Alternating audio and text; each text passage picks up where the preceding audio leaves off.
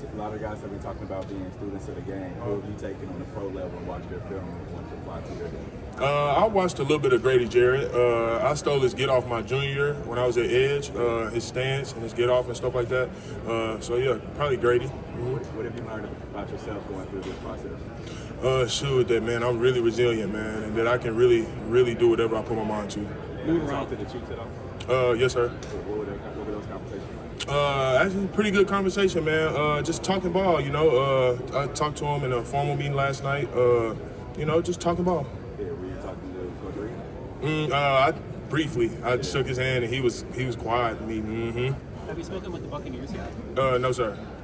Moving around, how has that helped you develop your skills as far as different ways of rushing the passer and stuff in the run? It's just learning different ways to do different stuff against different people, you know, different body types, longer guys with shorter arms, longer arms, learning how to attack them, so different stuff like that. Have you met with the Steelers yet? Yes, sir. Was that a formal? Yes, sir, formal. What's your impression of them? Man, they pretty hard nosed, but man, they love football, man. It's football. They gonna preach it. What do you think about Tomlin? Tomlin, I love him, bro. Love his energy. Shemar, you've played around a lot of guys from the NFL caliber players, How did that prepare you for this moment? The competitive nature, man. Just competing with guys that, they can go the same way you can go is really what did it. What is your impression of a guy like Walter overall? Man, bro. Just a dude that's gonna maul you, and he don't like to lose at all. So. Have you had a formal with the 49ers? Yes, sir. How did that go? Ooh, man. It was a little rocky because, like you said, you got to be more of a student of the game, you know, and they demanded that. So, Where have you kind of seen yourself grow, especially this past year, overall? Really, it's more mental than physical. It's just really learning how to control myself and not get too overstimulated on the field. What's one thing that you put a lot of work in specifically in your game to improve that you've seen the results for that gives you that confidence that, hey, I'm moving in the right direction? Really just my hands, man.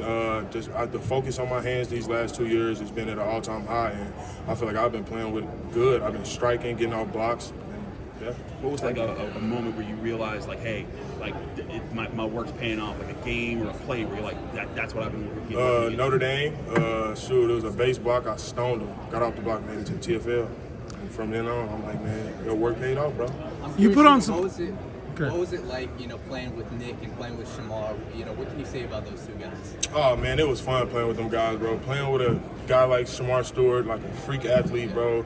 Knowing you got him on your side all the time is good. And then playing with a guy like Nick Scoring, man, somebody that work his ass off like he do, bro, and dedicate his life to this to football like he do, man.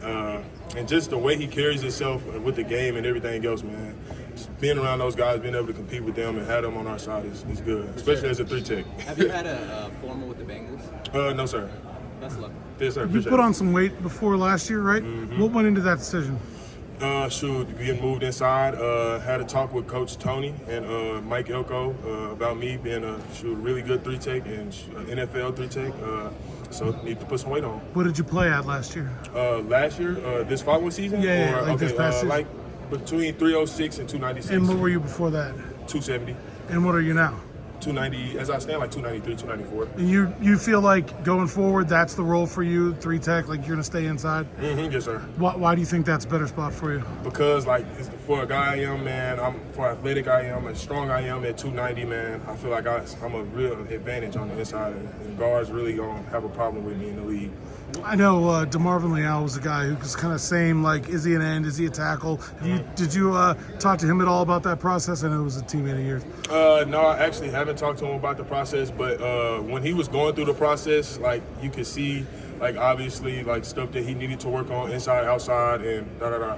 When you're rushing the passer, working more on the inside, how does that change your approach or your pass rush arsenal? What are some things that you're kind of looking for inside? It just speeds everything up for me pretty much. I'm looking to set point in the inside. It's just everything gonna happen a step or two quicker. What's the next step in your pass rush development? What are some moves and counters that you're looking to implement to your game?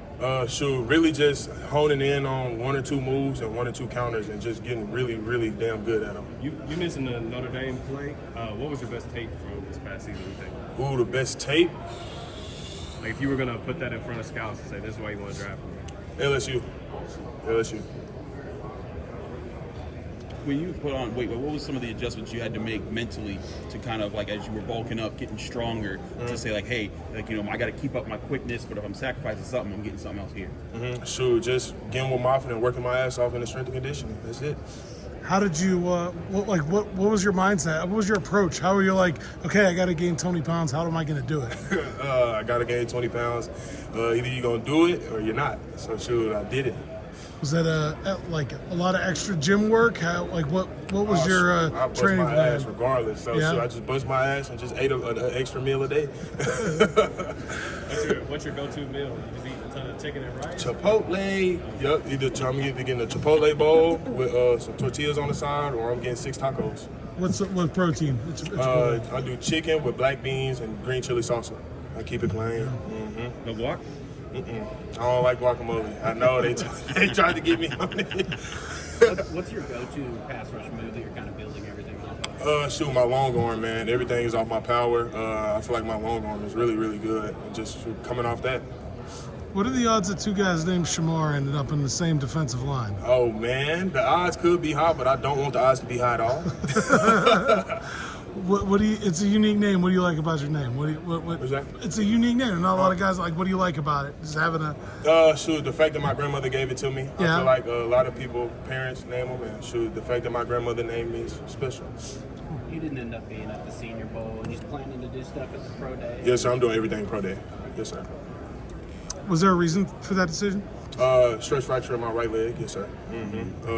Lingering pain from the season. Never really let it fully heal. Tried to run on it and exercise on it for combine drills and stuff. Really didn't do good, so got off of it. When is your pro day? March 27th. Shemar.